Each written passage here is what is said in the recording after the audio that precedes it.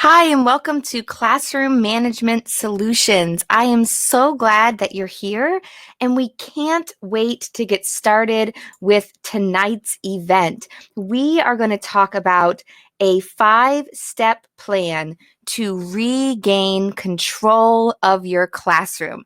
No matter how rough things are right now or how rough they've been in the past, there is so much hope, and these strategies that we're going to talk about today are going to be super practical and are going to help you starting tomorrow turn things around and start getting things back on the right track. And we're so excited that you're here joining us today.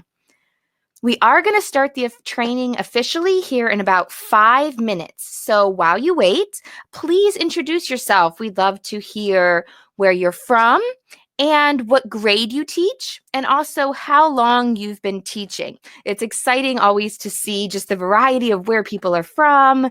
And, there's normally such a plethora of veterans and newbies and just all across the spectrum. This training, just so you know, is designed for grades K through 12. So if you're preschool, there'll definitely still be strategies. If you're college, or there'll definitely still be strategies for you as well. But it's geared for K through 12. We're going to talk about some key principles today that are easy to apply no matter what grade or subject that you teach. Oh, this is so exciting to see everyone. I see Jamaica. Hi, welcome, Jamaica, Indiana, Maryland.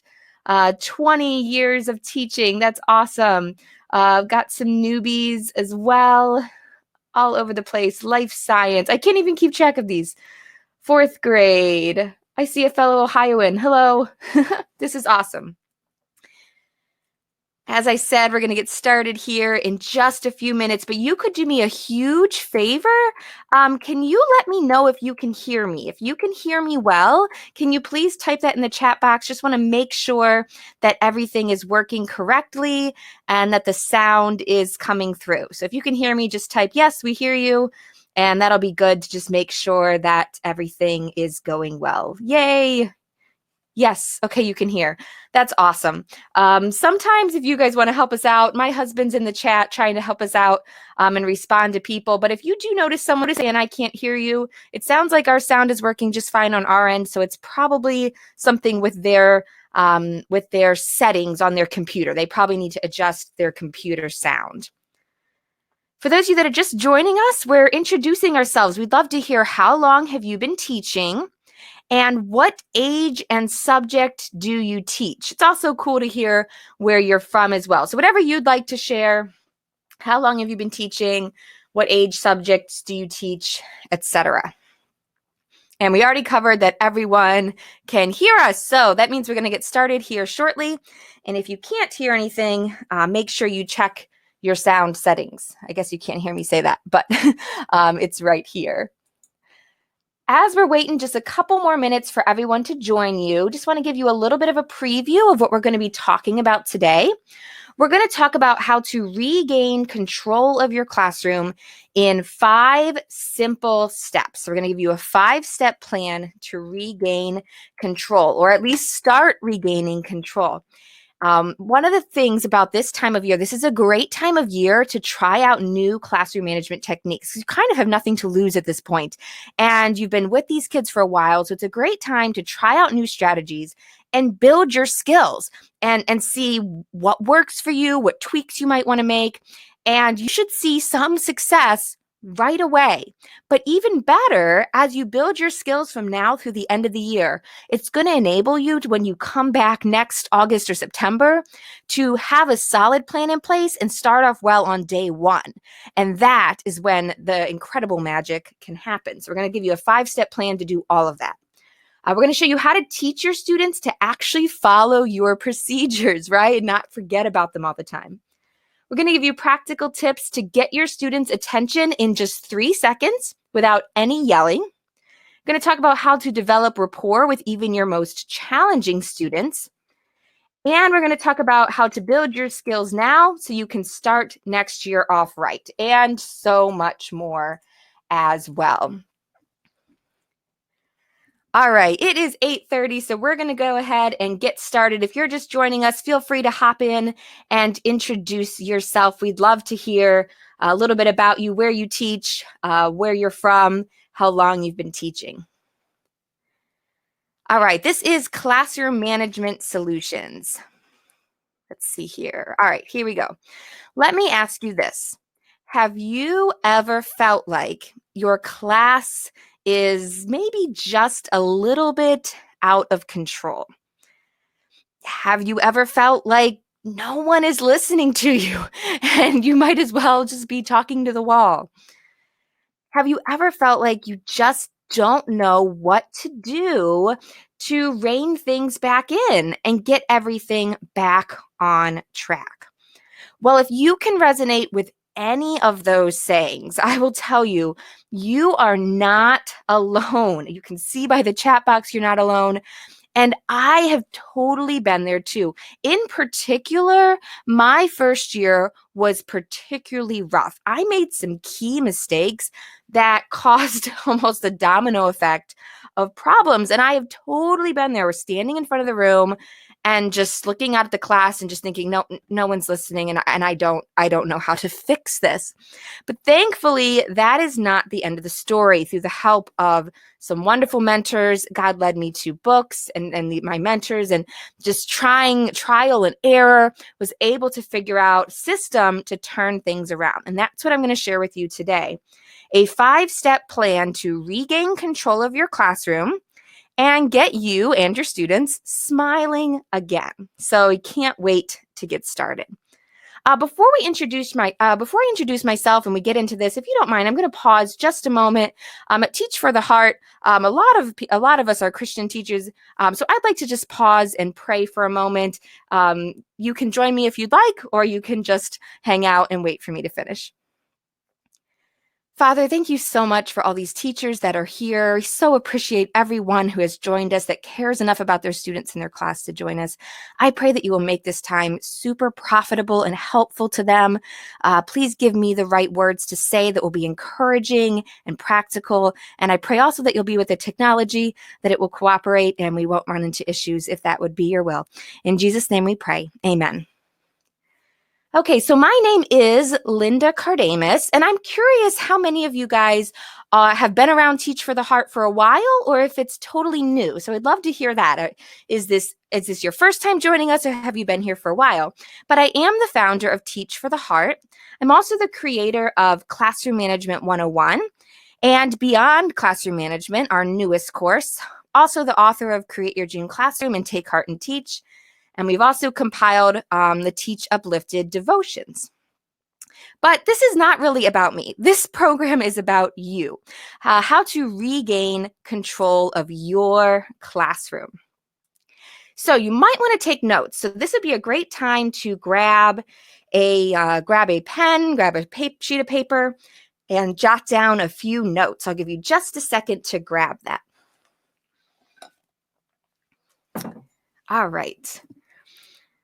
Lots of new people, lots of people that have been around for a while. This is awesome. So glad to have a variety of new friends and old friends. All right, let's get right into step 1. Step 1 to turn your classroom around is to find the right demeanor. So let me ask you this. As a teacher, what should your demeanor be like? Should you be kind or strict? Friendly or a little more aloof, right? These are, sometimes people have different opinions about that, but let's think through this together. First thing I want to recommend to you is that you don't want to think of yourself as your student's friend. Now, the reason that sometimes we want to think of ourselves as friends is because we want to be, I see this word right here by Dan, approachable, right? We want to be approachable. We want to be there for our students. We want to develop that rapport. But I would recommend strongly that instead of trying to be their friend, instead see yourself as their mentor. It's a small tweak, but it is a huge tweak, because a mentor and a friend are different, right? Friends are on the same level. Friends don't give friends homework or, tell them what to do, right? But a mentor is there to guide, to help. It's a very important relationship, but it's not a friend relationship. So if you've kind of been struggling with this, if you've been kind of seeing yourself like, well, I want to be friends with my students, I challenge you to stop thinking of yourself as a friend and shoot for that important mentor relationship instead.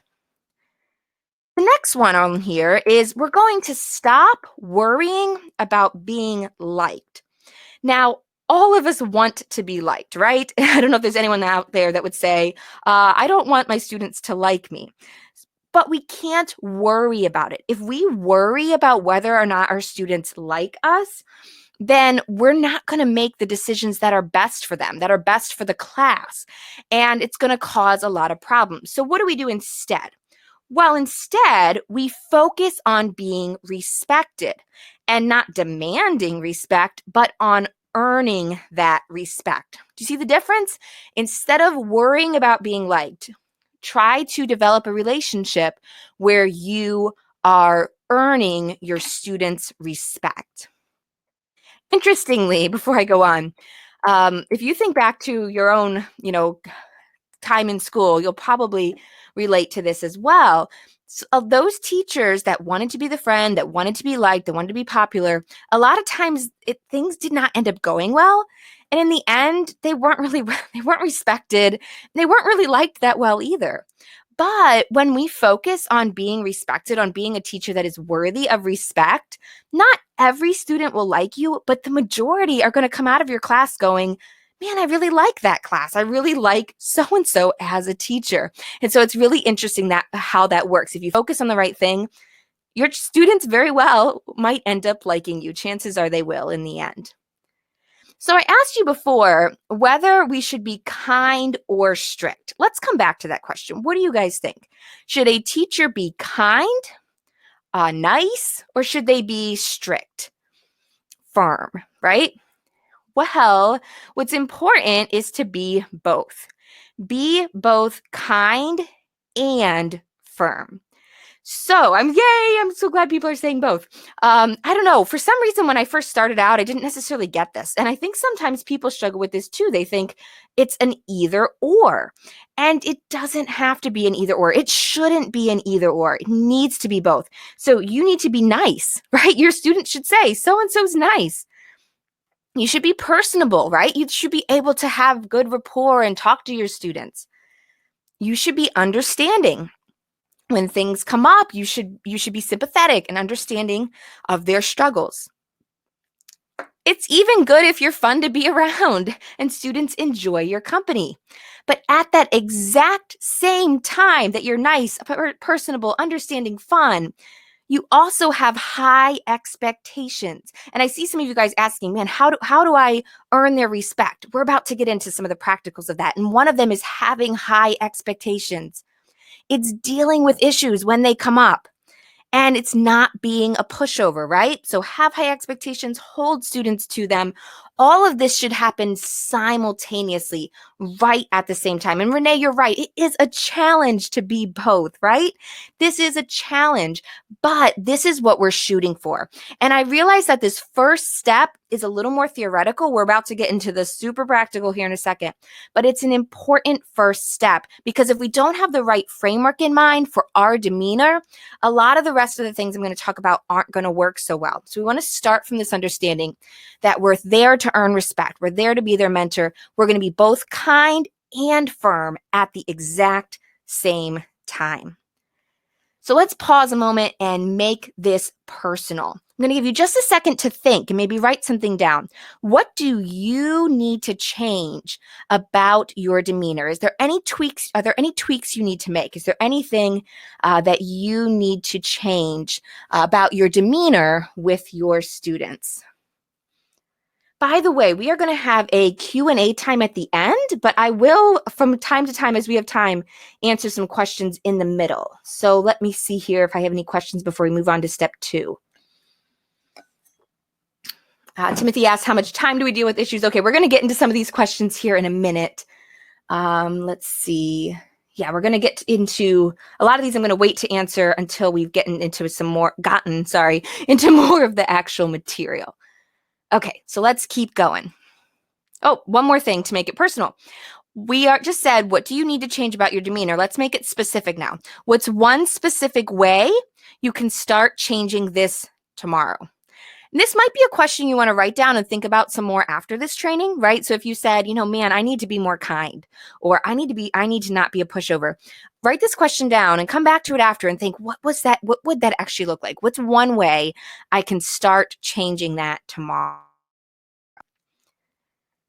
All right, step 1, develop the right demeanor. Step 2, you need to develop systems to, first of all, get attention, and second, eliminate distractions. These are two of the biggest problems that we face, right, every day. So let's start with getting attention. How many of you use call and response or class response sayings? If you're not familiar with these can be so helpful if you teach them right. And I'll tell you later in this training how to teach the procedure so that your students will actually follow it. But here's how these work. You know how you're trying to get your students' attention, whether they're working in small groups or whether they've just you've just lost them and you need to rein things back in. Before I came across class response sayings, I was all over the place with this. I tried so many things. I tried, raising my hand. I tried just standing and waiting. I even tried the age-old flick the lights thing. Nothing worked the way I liked it. These work so well. And how it works is, if you're not familiar, is that, yes, it does work for middle school and high school, by the way, as long as you use age-appropriate ones. So, yes, it can work all the way up. Middle school, it's great. In particular. So what you do, the simplest one is called the class yes. So you say out loud class and the class responds out loud yes. And then you see a whole bunch more here. And this is just to get you thinking. You can do anything, especially if you're trying to use these in high school and you're wanting to make these more age appropriate. Find something that is in their wheelhouse, right? Something relevant to them, maybe a movie or something that they like. You can even let them pick them. Obviously, you want to think through them, but yeah, you can use something that they like or that they picked out. But what's so great about these, the reason this works is that the students have to respond. So all the other things, raise your hand, flick the lights, it's passive. You do something and you're waiting for your students to just stop. But the students have to respond. And when they respond, it automatically cuts off their conversation.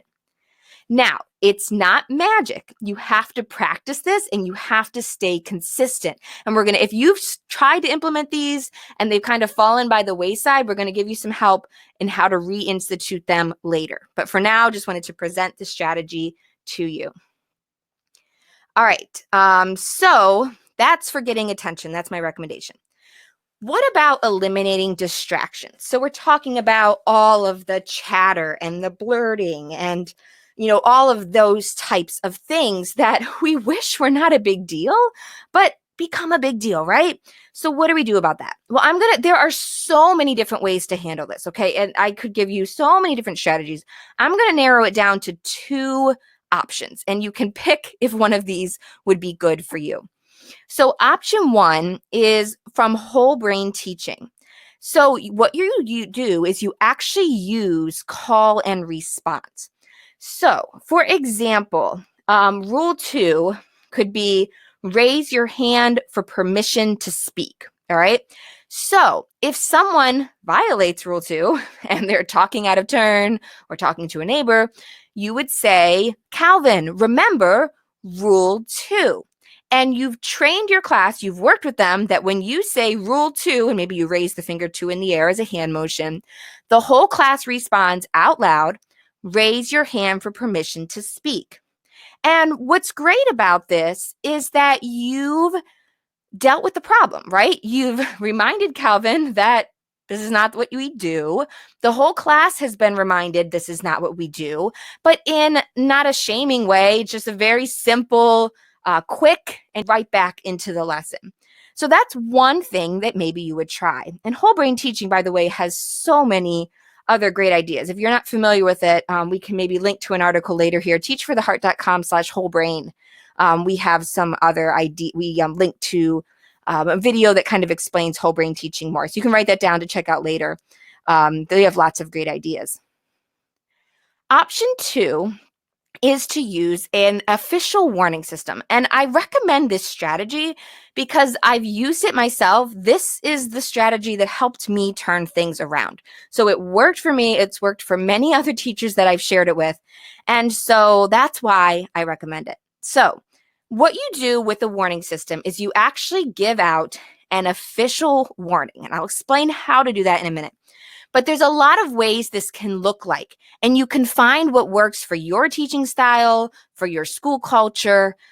Some people in younger grades use behavior charts. My son is in kindergarten and he is obsessed with his behavior chart. So in certain grades, in certain circumstances, that could work. Class Dojo is a tool, an online tool that anonymizes it. And a lot of teachers love Class Dojo.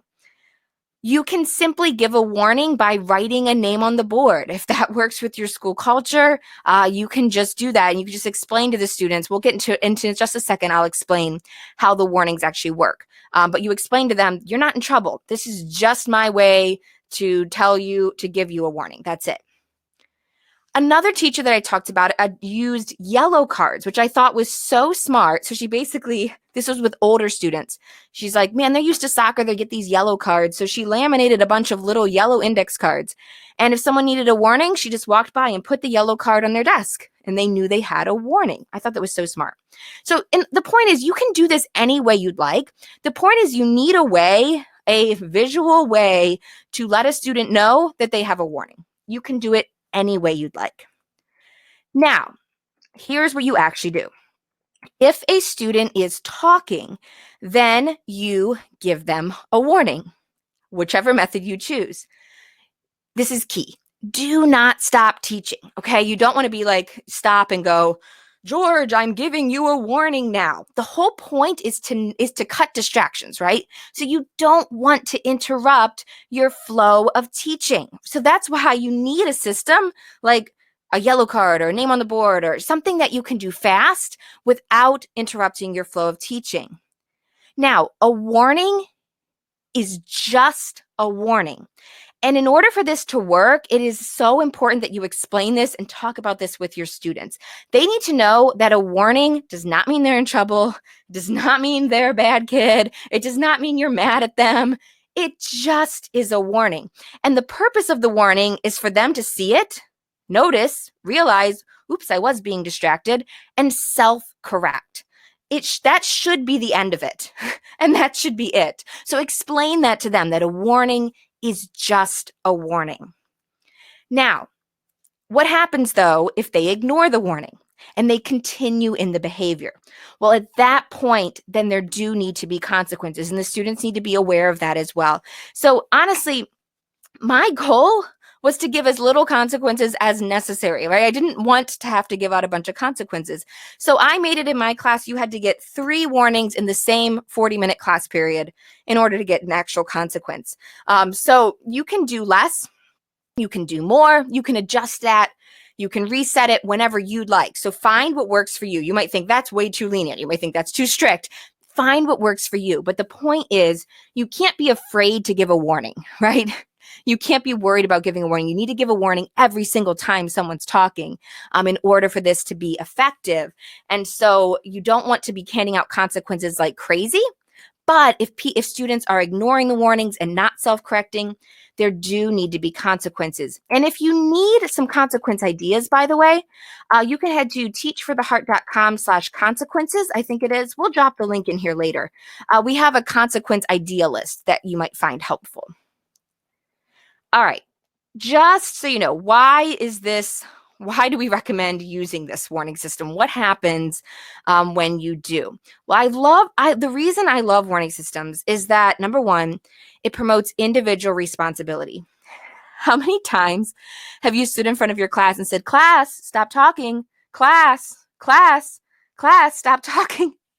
Please say I'm not the only one, right? And it just seems like when we try to deal with the whole class, that, the kids that are doing the right thing are like, they feel all bad, which they're not supposed to. And then the students that are the problem are just, they just ignore it, right? So I love that it promotes individual responsibility. You also curb the behavior without nagging, right? You're not saying stop talking 100 million times. You just simply give a warning. And you rarely have to give a consequence. Honestly, I probably gave consequences with this system maybe 10 times in a semester with 100 students, right? It was very rare. I actually had to give out consequences. And it just works. It works really well. So I'd encourage you, if this is something that you think might work, to try it out. Now, one more caveat before we move on from this point. Some of you might have heard, I thought behavior charts or warning systems, like these aren't good ideas. Aren't there better classroom management strategies? Like I've read articles about people that ditched their behavior charts. Here's the truth. Teaching is a journey. And honestly, ditching the warning system is a great eventual goal. By my 4th year of teaching, I hardly needed it anymore. And so I didn't use it. And it was nice not having to use it. But you need order. And other methods require more skill and more expertise. So if you're struggling right now, there is zero shame, zero problem in saying, I need a system that will help me regain control. These are great starting point systems. Now, 5 years down the road, 10 years down the road, after you've been using the system and you've built your skills and built your confidence, chances are you won't need it anymore, or you'll only need it the first month of school and then it can kind of phase itself out. But don't feel bad at all using this system. It is much better for your students to have a controlled environment. They cannot learn if there's chaos in the classroom. So that is what's most important. And you can make other methods your eventual goal. Does that make sense? I hope that's helpful. So let's make it personal, and then we'll stop and answer a couple questions, although we kind of got to keep moving here because we've got a lot more to cover. We're going to try to wrap this up in just 1 hour. So, all right, make it personal. What system will you use to get attention? Do you want to try call and response things? And what system will you use to eliminate distractions? Okay, I'm going to just try to answer to see if there's a couple questions here. Oh, Jennifer's question is great. What do you do with the whiners and those that argue? Okay, fair warning. If you implement this system, you will probably get students that argue with you. Do not engage in the arguing. I did that. It was a disaster. I ended up in these discussions every day after class with these 6th graders, just defending the reasons for why I did things the way I did. It was ridiculous. Just don't engage in the arguing. Just have some very simple things that you say, such as, you were talking, so you got a warning. I don't argue. If you want to talk to me about this, see me after class. Just don't let it derail you. Answer as quickly as you can and move right back into class. And just keep reinforcing, you're not in trouble. It's just a warning. Use those words. You're not in trouble. They're like magic. And just be consistent. It was really bad when I first started, but over time, the arguing lessened and lessened and lessened when I not ignored it, but I did not engage with it. Does that make sense? So hopefully that's helpful. All right, we're going to have a whole Q&A session at the end, but for now, let's move on to step 3. Step 3. So step 1, get the right demeanor. Step 2, have a system to get attention and to eliminate distractions. Step 3, we're going to shake up our problem areas. So let's think for a second. What situation, circumstance, or routine is causing the most problems in your class right now? So feel free to drop it in here. I can maybe even use some of yours as an example. Maybe it's transitions. Maybe it's restroom break. Maybe it's the start of class. Maybe it's just all the talking that we were just discussing a few minutes ago. But I want you to identify in your mind, what's the one thing There might be more than one, but what's one that's really causing a lot of problems? Yeah, these are great examples. Returning from lunch, transitions, talking, centers. Yes. So identify yours. What is yours?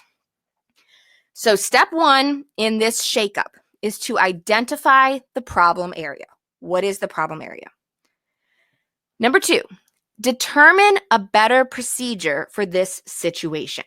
Okay, so for example, let's say that the issue has been happening with transitions. Okay, so in the past, transitions were just a matter of you would just, I don't know how you're dealing with them right now, but you might say, okay, now this might involve talking to another teacher, might involve asking for advice, but determine a better procedure. So let's say your problem area is transitions. You might say, okay, so what I'm going to do from now on is instead of just having this empty space in between transitions, I'm going to actually say, okay, when I say go, we are going to this, and everyone is going to do this.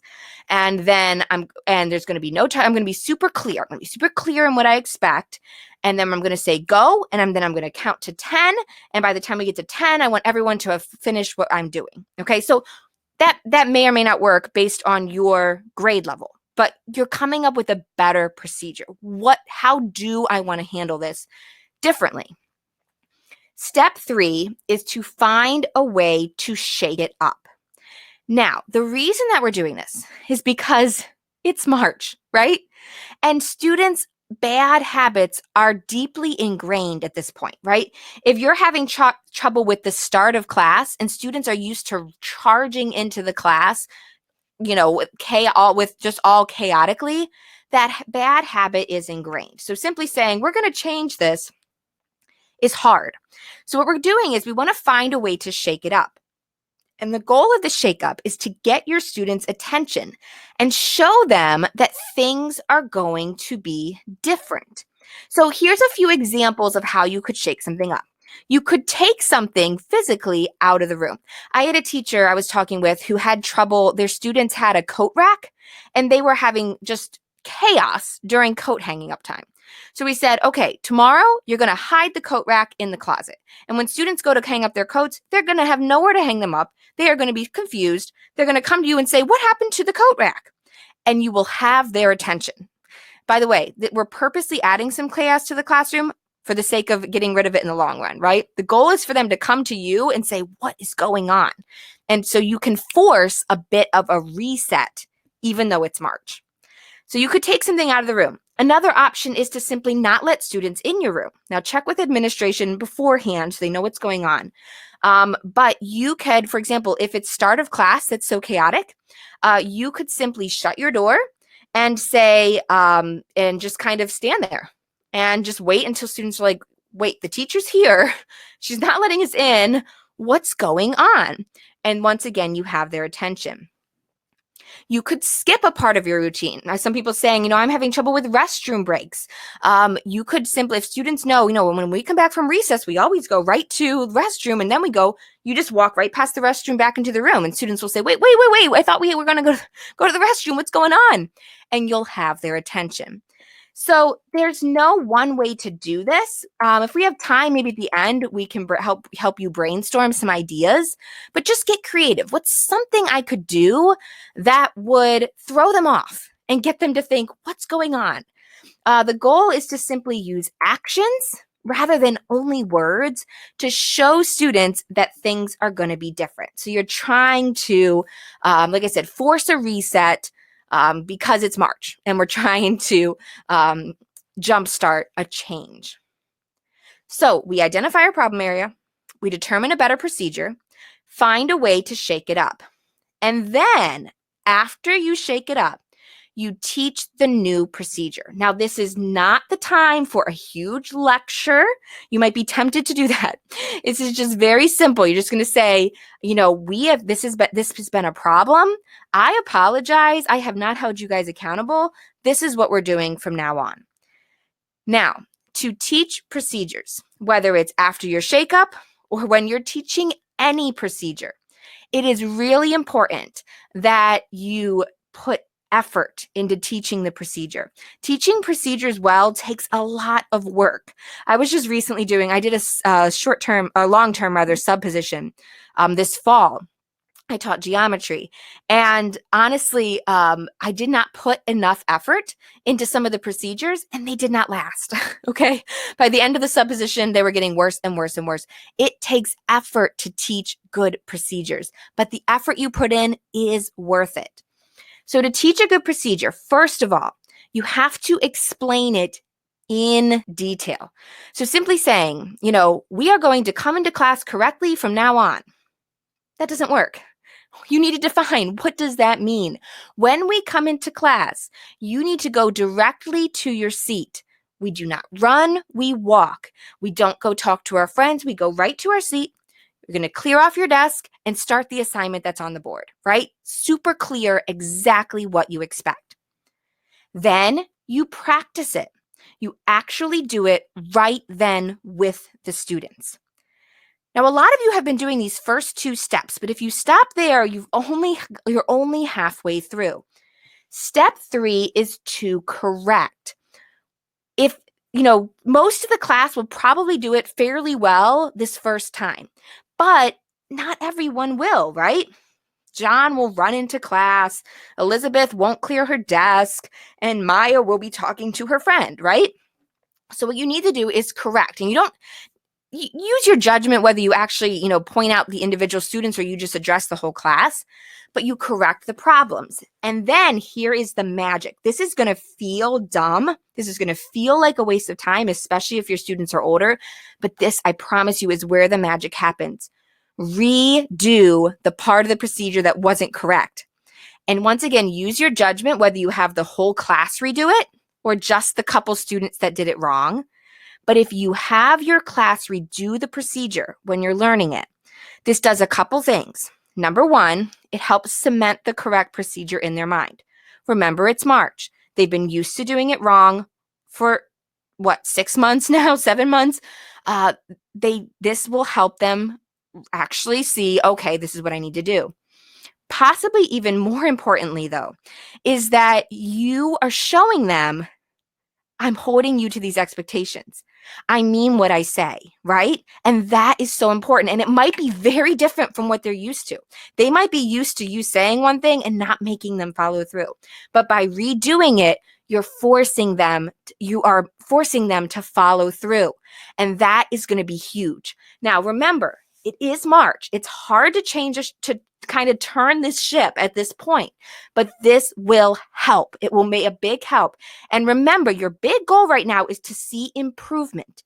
Even if it's not perfect, your goal is to see improvement, because if you take this practice, if you get used to teaching procedures this way, and next September, next August, you start out like this, it will be magical. I'm telling you, 99% of your students will do exactly what you say, because of this, because they will see that you mean what you say, and you won't have all the bad history that you might already have in your class right now.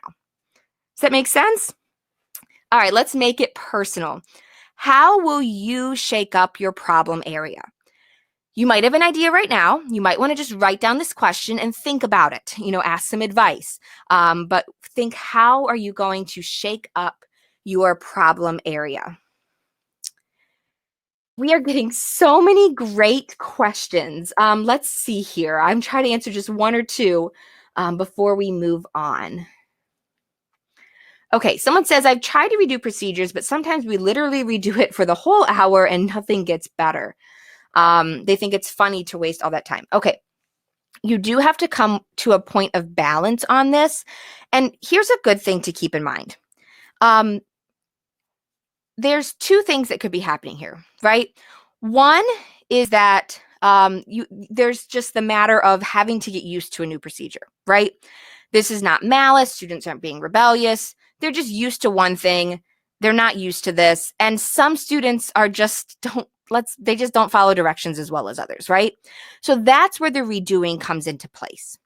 Now, if students are if you've done it enough that they should be doing it correctly at this point, and whether it's just a couple students or if a couple students are just, you've practiced it enough, the whole class gets it, except these two are just still not getting it. Or if the whole class, you can tell the whole class is doing it on purpose, that's a different thing. That moves from, we're training into a discipline issue. Do you see the difference? There's a lot of teachers that we do that's training. Practicing and redoing is training, right? No one's in trouble. We're training them in what to do. But like I said, if someone is not getting with the program and you can tell it, like they're just choosing not to, now you're dealing with a discipline issue.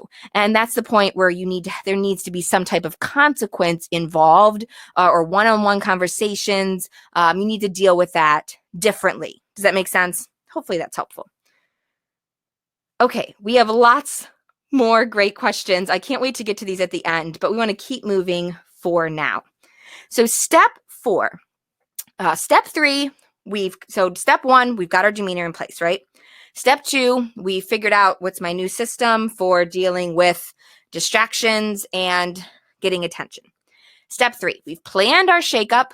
We implement our shakeup. Now, what do you do after the shakeup? It's just as important as the shakeup itself. You have to deal with problems while small. And I will tell you, this was my biggest mistake that led to the most problems. And honestly, I wish that we could just let the little problems go. I wish so much that we could. But the problem, tell me if you've found this true in your own class, is that little problems don't stay little. They tend to grow and multiply. And what started out as just, a couple students whispering becomes 5 students whispering, becomes, a few students just talking out loud, becomes half the class is talking and no one can hear you.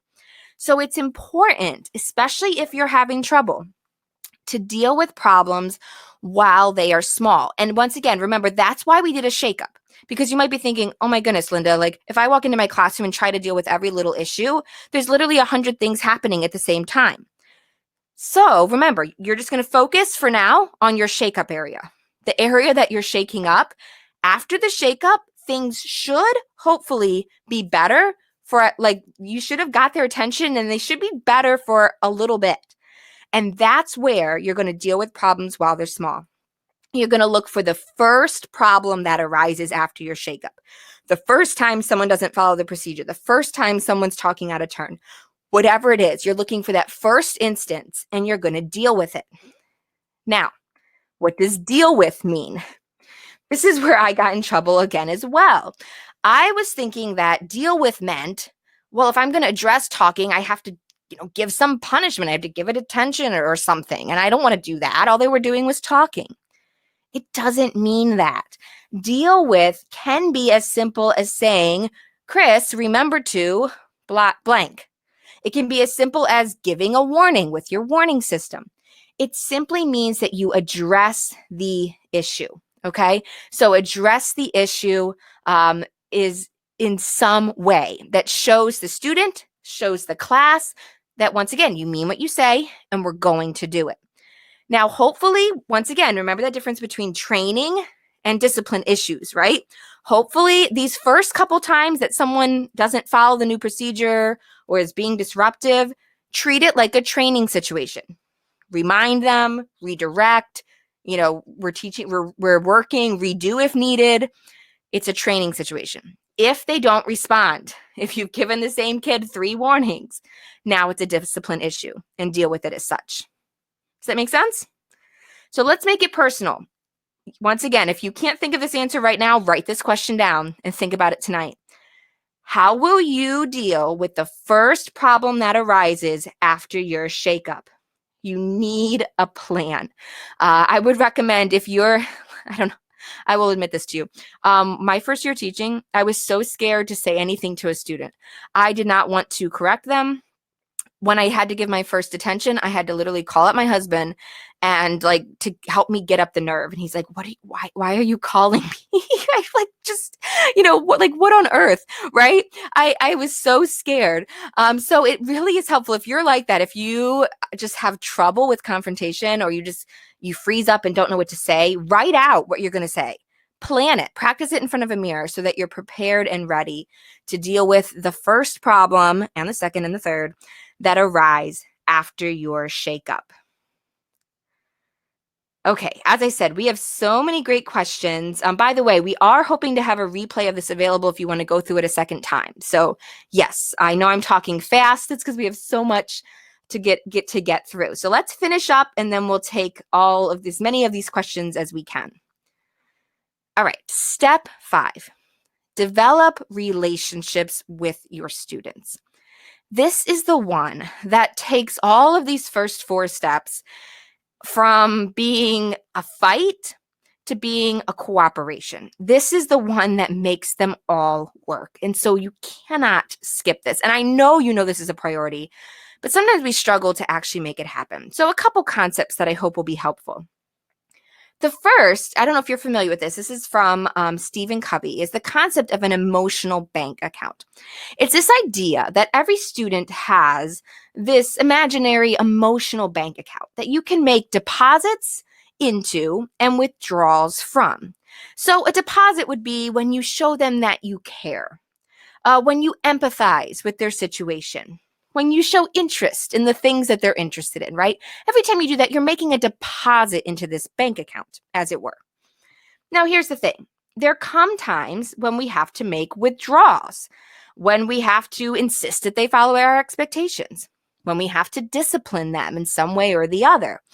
Now, if we have deposited plenty in the bank account, then when we do have to, hold them to expectations or even, provide discipline, there's something there and the check doesn't bounce. It's a withdrawal. We need to refill it again, but there was something there to take out. If, however, we do not have enough in the bank account, if we haven't shown enough care and interest and empathy, then when we go to deal with the student to make a withdrawal, that check bounces and it is a huge problem. And that's where you get those huge blow-ups and it just goes from bad to worse, right? So the point is, be intentional about investing into your students' emotional bank accounts. In particular, think right now, who are the students that are most challenging? Who are the students that you have to make the most withdrawals from their bank account? Well, they're the ones you need to be investing the most in so that there's something there when the withdrawal inevitably comes. And a couple practical, easy ways to do this. One is called the 2x10 strategy. And my friend Angela Watson talks about this. Basically, you say, I'm going to take 2 minutes a day for 10 days, 2x10. And I'm simply going to make a point to talk to this student about anything, preferably not school related even, just anything that's of interest to them.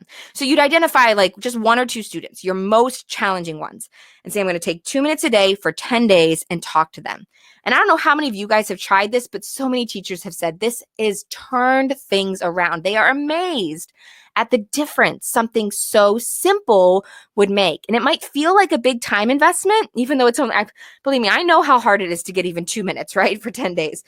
But think of how much time you'll save if you can, eliminate those discipline problems with that student, right?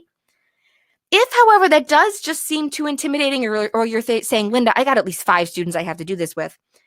Another modification of this strategy is called the 1-sentence intervention. And this comes from Love and Logic. And the 1-sentence intervention is simple. You basically, instead of trying to talk to them for 2 whole minutes, you just make a list of things that you noticed about the student. They don't even have to be necessarily compliments. It could just be like, I noticed they like soccer and they like to wear, this style of shoe and, just things that they like or things that they happen to do or whatever it is. And you just go to them and say, hey, Joe, I noticed you really like soccer. I noticed that. And you walk away. That's it. It's much faster. So if you're worried about the time, it's very fast. But it just shows that student that you notice them, right? It makes them feel seen. And that can be really effective as well.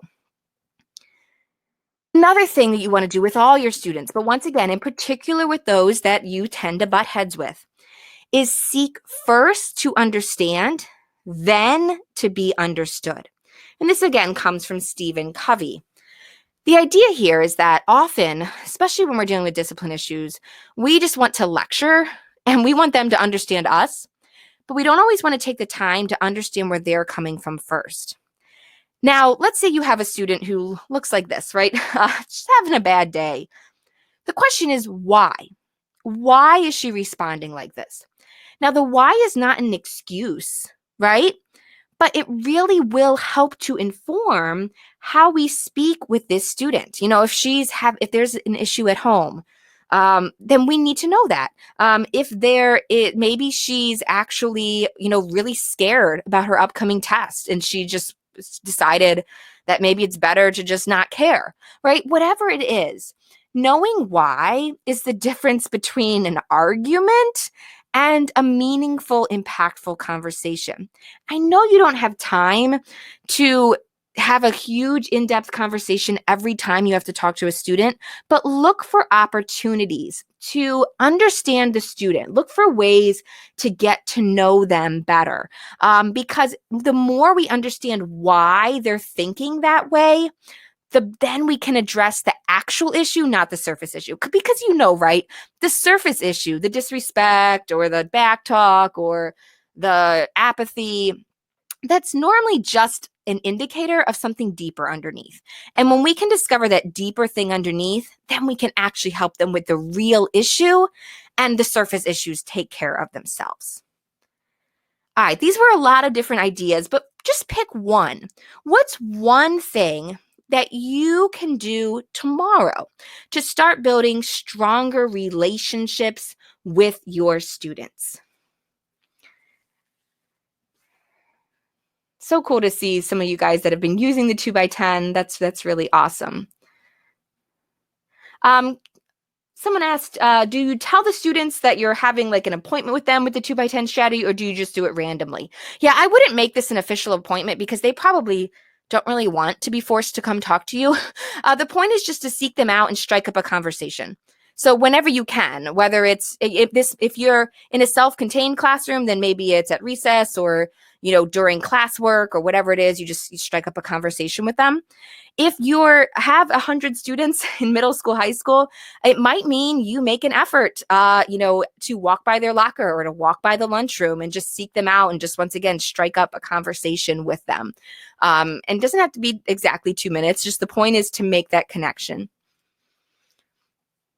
Okay, we're going to get to the Q&A here in just a minute, and there are so many questions. I'm excited to answer them. But first, as you guys are assembling your questions and typing them in, let's recap. Step 1, we're going to find the right demeanor. Step 2, we're going to develop systems to get and keep students' attention. Step 3, we're going to shake up our problem areas. Step 4, we're going to deal with problems while they're small. And step 5, we're going to build strong relationships. If you do this, you are going to see improvements. It won't magically make everything better tomorrow, but you're going to see a difference. Here's the challenge with this, though.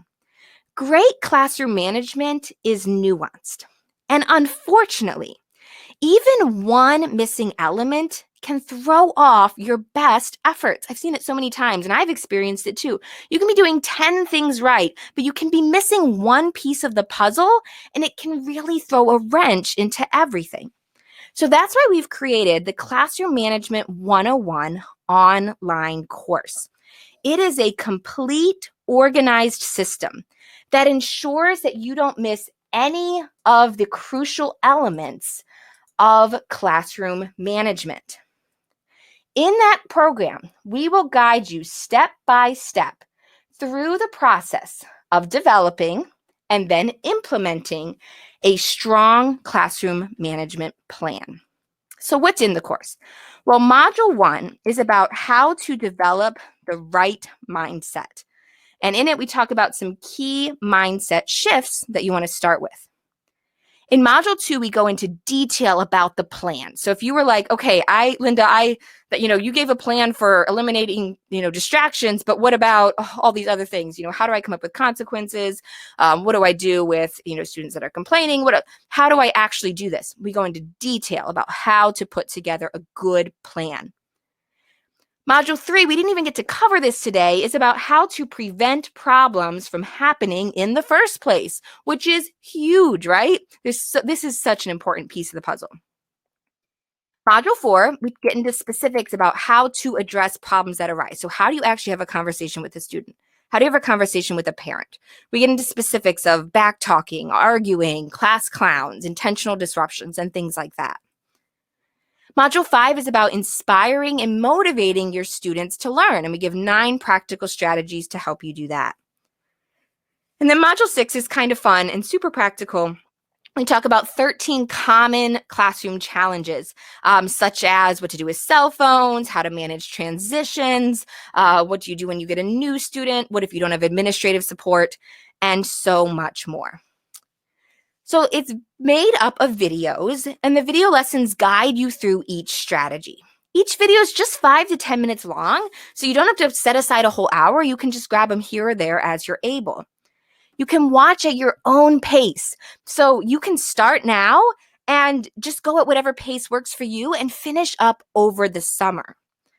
And I love this part. I know you're busy, so we already have a printable manual with all the notes taken for you. So you do not actually have to even sit and take notes. You can watch these videos while you're cooking, while you're cleaning, while you're working in your classroom, and the notes are already taken for you. And you can just jot down a few thoughts at the end. So we wanted to make it super practical. This course is designed for grades K through 12 teachers.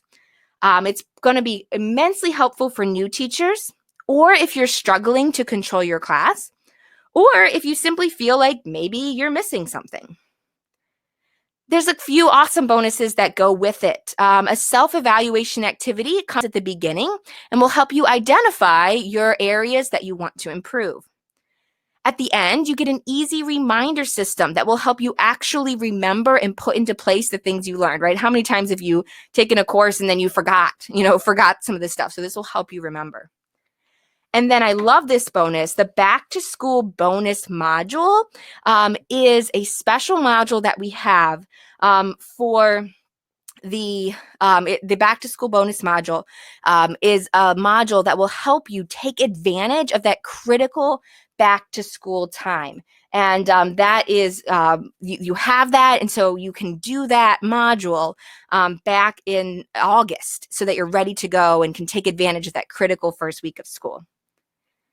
Now, if you join tonight on this training right now, you also get a free copy of my ebook, Create Your Dream Classroom, which gives a whole bunch of more practical strategies for your classroom. You also will receive our free enrollment in our classroom procedures that will save your sanity training. So this is 50 specific procedures that will help your classroom run more smoothly. You'll also be entered to win a free half-hour coaching session with me. So one person that enrolls tonight will win that free half-hour coaching session. All right, what does this cost? Well, an individual license, lifetime access, normally costs $119, but I want this to be affordable to everyone. So for a limited time, we're going to offer pay what you can afford pricing. So what this means is what it sounds like. You get to pay the amount you can afford. So you can choose, I can afford $100, I can afford $75, or you can go as low as $50, okay? So you can go as low as $50.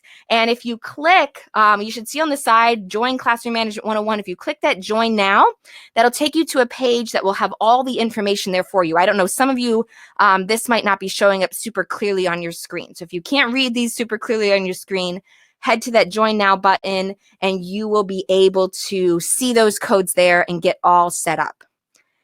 And if you need it, if 50 is still hard to swing, we even have a payment plan available. So you can split that into 2 payments. We really wanted to make it affordable to everyone. All right, we're about to get to the Q&A, but first I just wanted to tell everyone there's also a 30-day money-back guarantee. So if you are like, man, this sounds great, but like I'm just not sure, what if it's not what I'm expecting? You can get in there and try it, and you have 30 days to try it out. If for any reason it's not what you expected, send us an email and we will take care of it for you.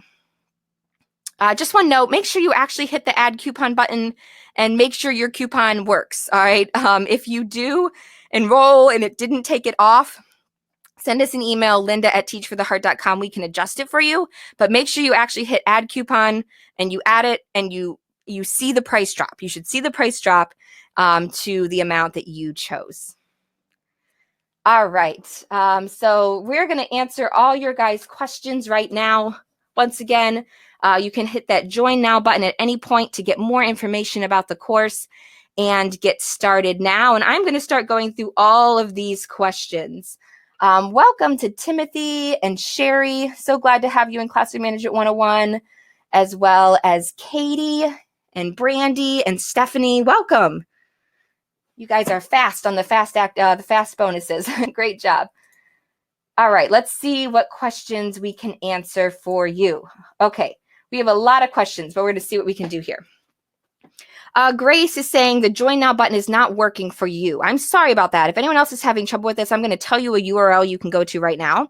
You can go to teachfortheheart.com/CM101 sale. So teachfortheheart.com/CM101 sale, CM101 for Classroom Management 101 and then sale. And that will take you to the page. So you can definitely do that instead if that wasn't working for some reason. Mary says, I already purchased Classroom Management 101. Can you get the bonuses? Yes. Send us an email, linda@teachfortheheart.com. We'll get them for you. Deborah asks, is there a PD certificate? Yes. Head to teachfortheheart.com/certificate and you can download your certificate. We'll also send it to you via email tomorrow. So you also can get it via email. Okay, Jessica, is the workshop over? The official part of the workshop is over. We're into the Q&A session now. So we're going to go through all these questions. Let's see here. Okay. Brittany asked a practical question. I'd like to take prayer requests. I'm assuming you're in a Christian school at the beginning of every class period. How do I use that time wisely without letting it take over the whole period? I'm going to expand this question. How do you do anything without letting it take over the whole period? You could simply set a timer and just say, we're going to do this for this many minutes. I also find it helpful sometimes to do things at the end of the class period instead of the beginning, things that tend to take more time. So like, for example, going over a test, or you could do this with prayer requests. Rather than trying to do it at the beginning, stop class a few minutes early and do it then. And that way you know it won't interrupt more of your time. Let's see. All right. What other questions do we have here? What consequences should be given for middle school students? Honestly, this is going to depend on your school more than anything else, right? Your school culture and the culture at your school is really going to determine what is appropriate. My school had detentions, so we did use those, but it's going to depend on your school. So I would recommend head to teachfortheheart.com/consequences, and we have a consequence idea list there that you can check out. And that will be a huge help for you so that you can see exactly, it'll give you a whole bunch of ideas. And then you can kind of just see which ones will work for your school. Welcome to Classroom Management 101. Welcome Catherine and Renee and Megan and Christina and Jennifer, as well as Elizabeth and Chris. So glad to have all of you. That's awesome. Welcome. Okay, let's see what other questions we have. Okay. Let's see.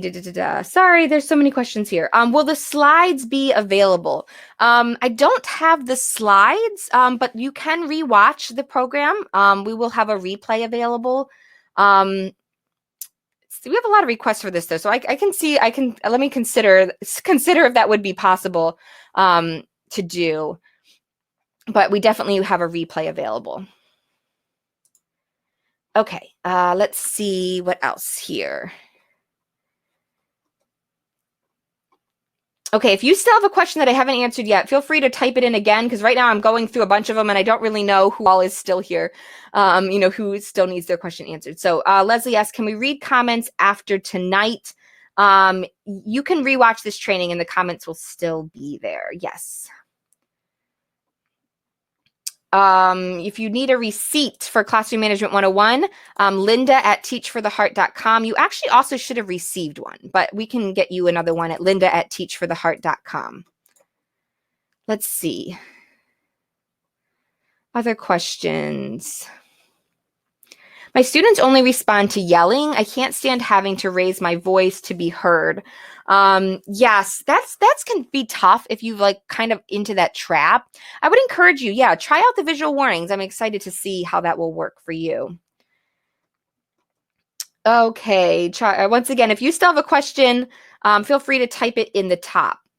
All right, we are officially at 9:30, and we said this training was going to last about an hour. So if you need to hop off, we totally understand. I'm going to stay here and try to answer some more questions for at least 10 to 15 more minutes. So if you'd like to stay in here, if you have a question that I haven't answered yet, if you want to re-ask it, so it'll be up at the top of my queue, I want to try to answer as many of these as I can.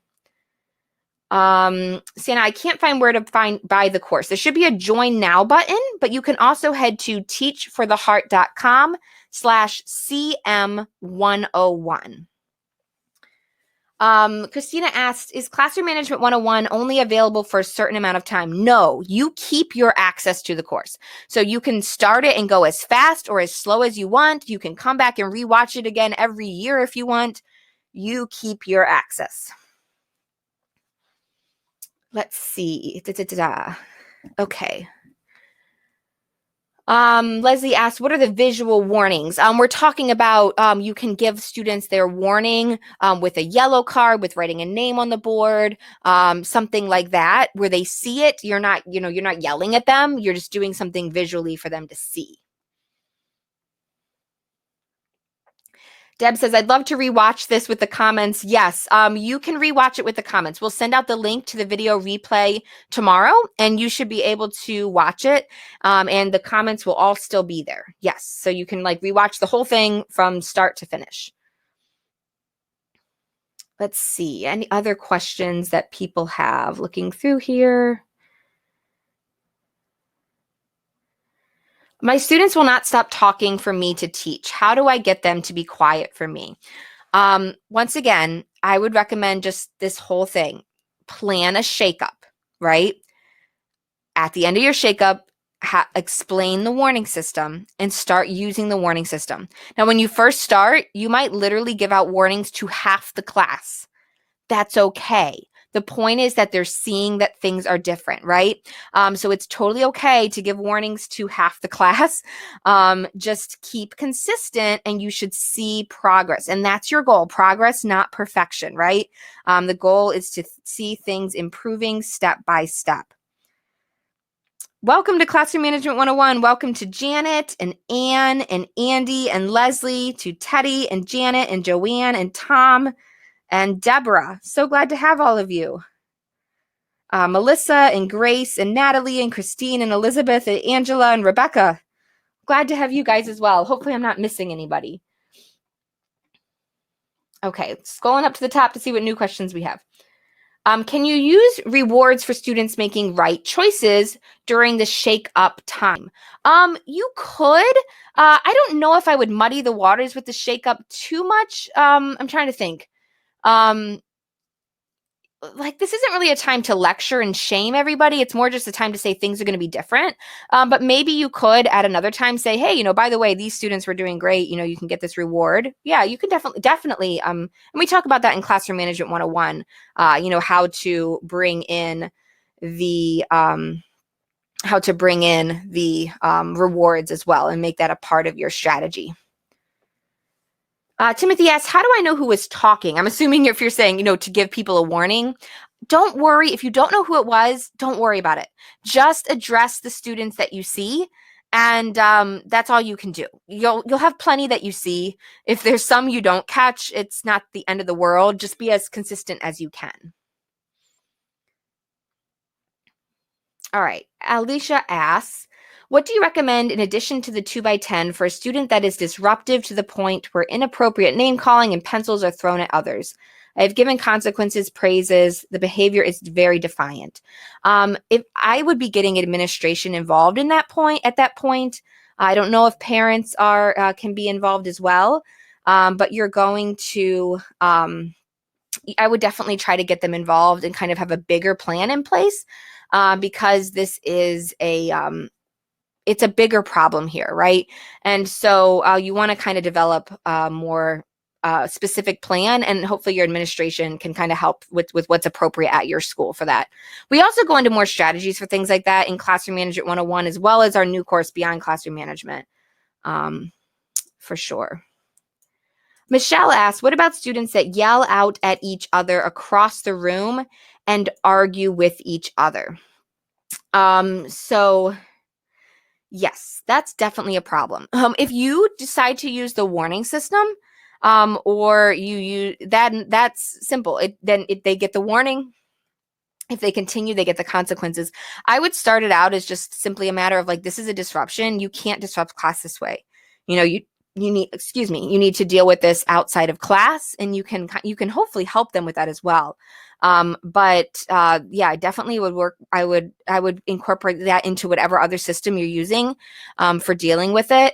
If you're not using it, a warning system for a whole class behavior, then you can kind of come up with a system just for them. Hey, if the first time you do this, I'm gonna remind you this way, and then if it happens again, then this is the consequence. Like it's just so disruptive. We can't have this disruption in the class.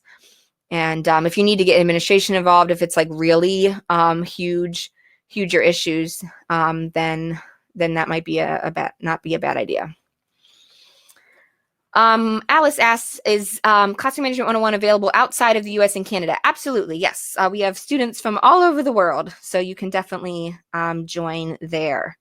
Once again, if you're trying to get in to Classroom Management 101, if you're wanting the special bonuses, remember, let's see here. The fast action bonuses for people that join tonight are the Create Your Dream Classroom ebook, the 50 procedures that will save your sanity training, and you're entered in the free half-hour coaching session. All of those will be available tonight. I'll give you like another half hour or so after we get off here, because I know sometimes you have to go through and figure it all out. So I'm not going to cut it off the second we close. But if you join tonight, you'll get all of those as well. Let me see here. Hi, Debbie. I see that I missed your question. Hold on. I'm going to scroll through and try to find it. There are so many questions here. I'm just trying to see what I can see. Okay, Debbie, I don't actually see your question. I'm looking for it though.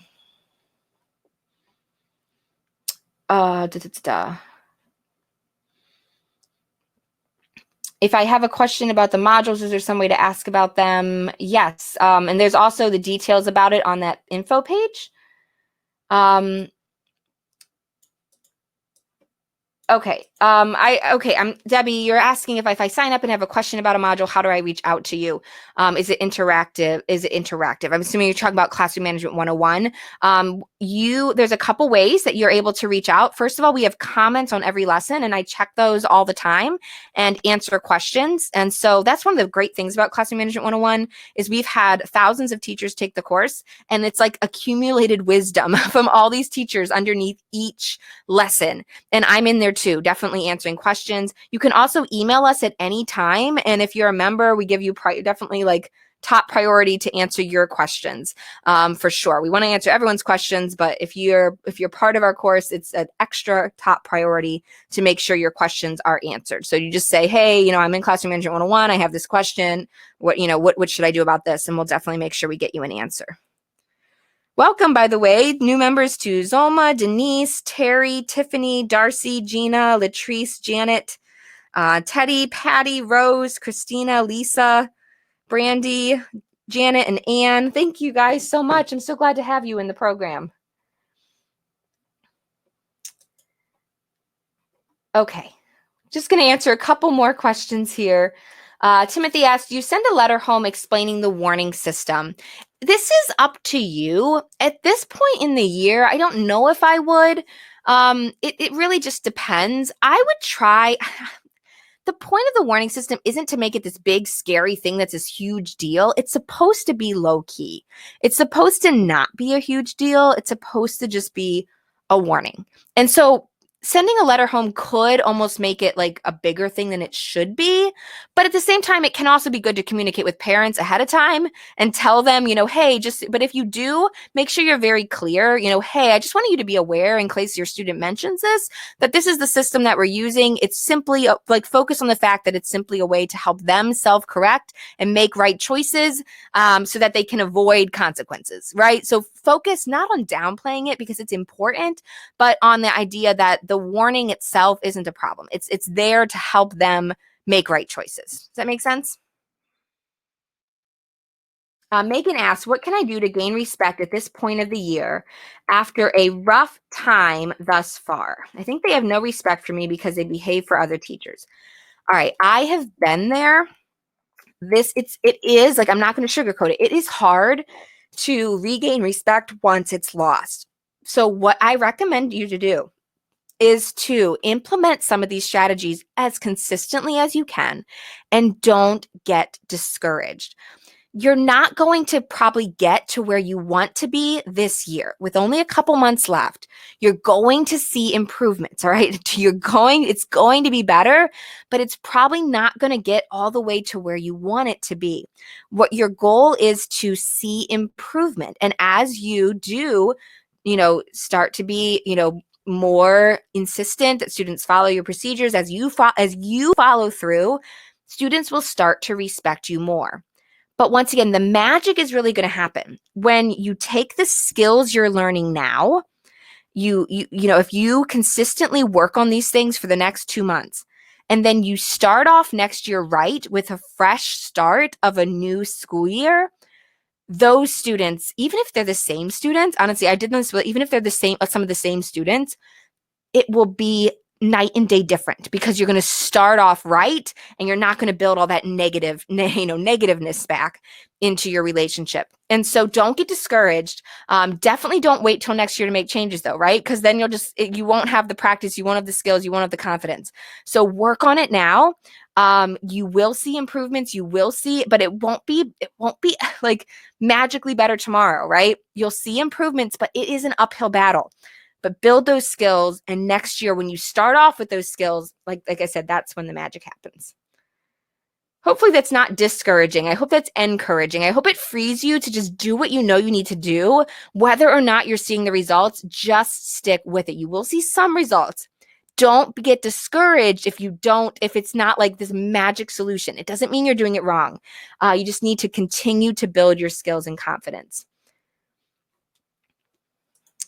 All right, we are running out of time, but I do want to, if you still have questions, please go ahead and ask them here. I can answer a couple final questions for those of you that have stuck around and are still here. Linda asks, what if I already bought Classroom Management 101? How can I get the bonus stuff? Email us at linda@teachfortheheart.com.